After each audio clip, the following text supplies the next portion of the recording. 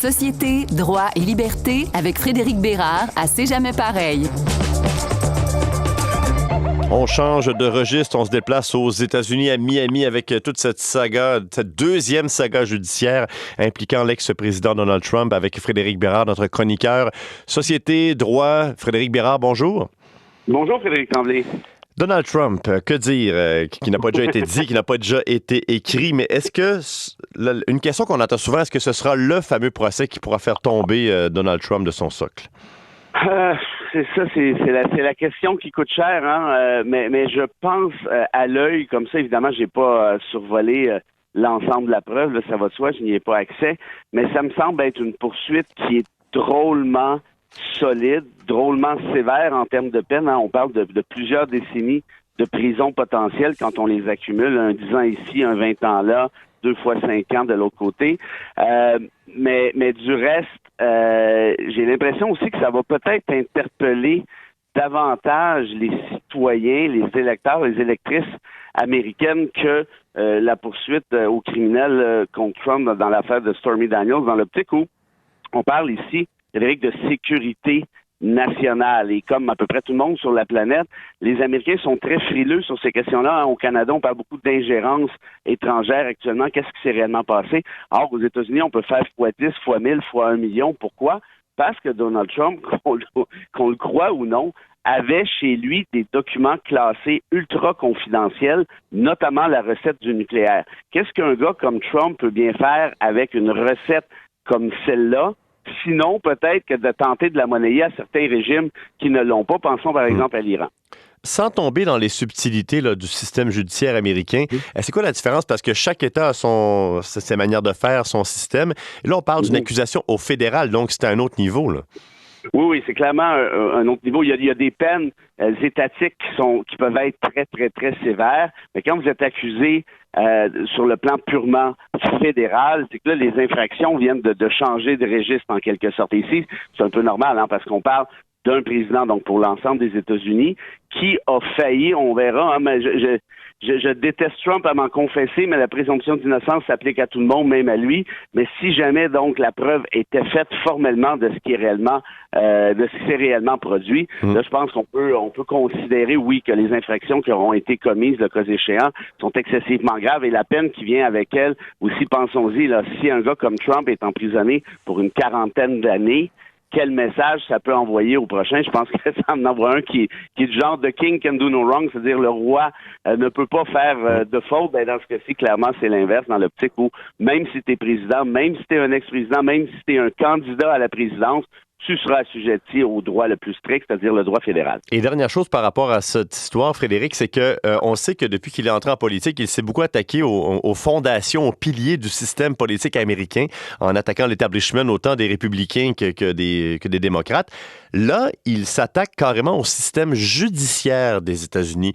Est-ce que c'est une grosse bouchée à prendre? Et quels sont les risques potentiels, justement, d'ébranler donc, les fondations du système juridique? Ben, écoute, ta question est franchement ultra méga pertinente et puis moi, ça me rend malade de le voir attaquer comme ça à fond de train le système judiciaire. C'est pas la première fois d'ailleurs, hein, quand il avait déposé son projet par rapport à un Muslim ban, donc de bannir les musulmans du territoire américain.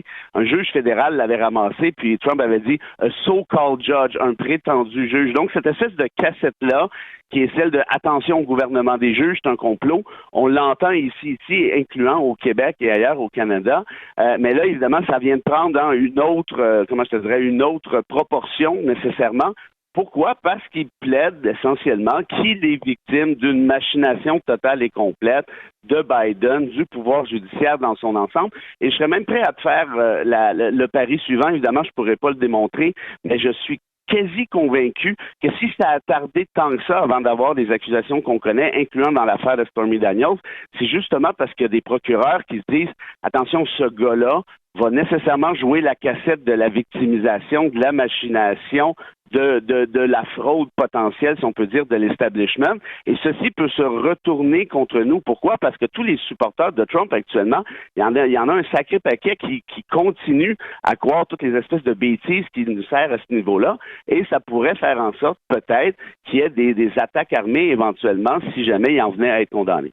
Cette chronique s'appelle Droit et société. Lorsqu'on se penche sur la société, c'est très, très large. Et je sais que tu es préoccupé par les questions d'environnement, de changement climatique.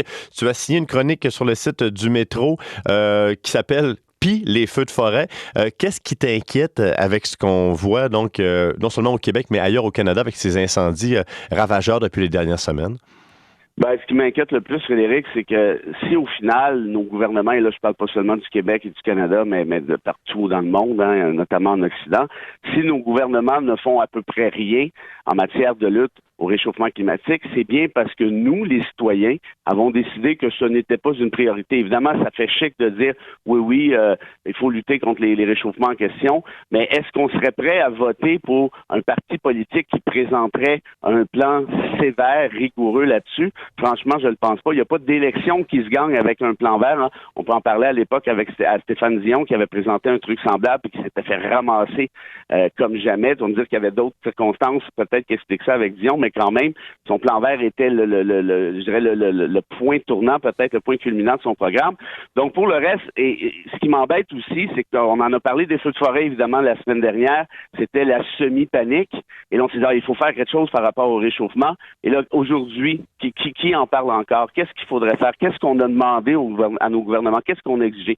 Le jour où l'ensemble des citoyens, des citoyennes du Québec et du Canada exigeront justement de nos gouvernements ou de nos partis politiques qu'on a besoin de faire ci, vous avez besoin de faire ça si vous voulez avoir notre vote. Inquiète-toi pas qu'il va en avoir finalement des mesures écologistes dans les programmes, ce qui n'est pas le cas actuellement. Puis ce qui m'embête, enfin, pour finir, c'est que j'entends souvent la cassette, oui, mais ça change rien si la Chine, les Indes, les États-Unis.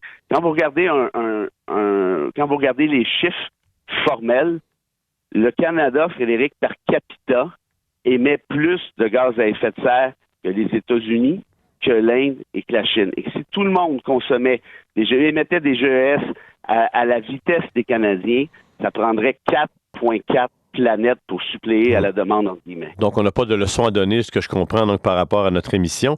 Mais je me demandais aussi si la proximité géographique des catastrophes, lorsqu'on voit cette fumée qui frappe New York, ça sentait plus la fumée dans le sud du Québec que même ici, je dois t'avouer. Je me demande si donc la répétition et surtout la proximité géographique de ces catastrophes naturelles pourra peut-être changer et faire bouger davantage les choses sur le plan environnemental. Ben, ça aussi, c'est très intéressant ce que tu viens de dire là, parce qu'il y a des études en psychologie qui démontrent que le grave problème de la lutte au changement climatique, c'est que les gens ne voient pas le danger. C'est trop difficile psychologiquement de se projeter dans le futur et se dire, si on n'agit pas maintenant, il va se passer ici pour nos enfants dans quelques années. Or, de plus en plus, les catastrophes, on les voit de près, on les sent, sans mauvais jeu de mots. Moi, je suis ici à Montréal et je sentais la fumée la semaine dernière d'Hochelaga, donc c'est quand même pas rien.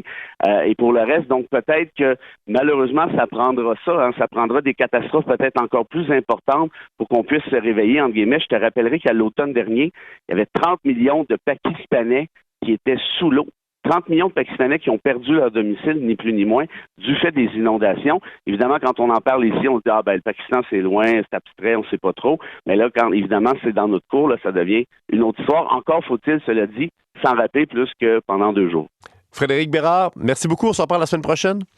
Avec plaisir. Ciao.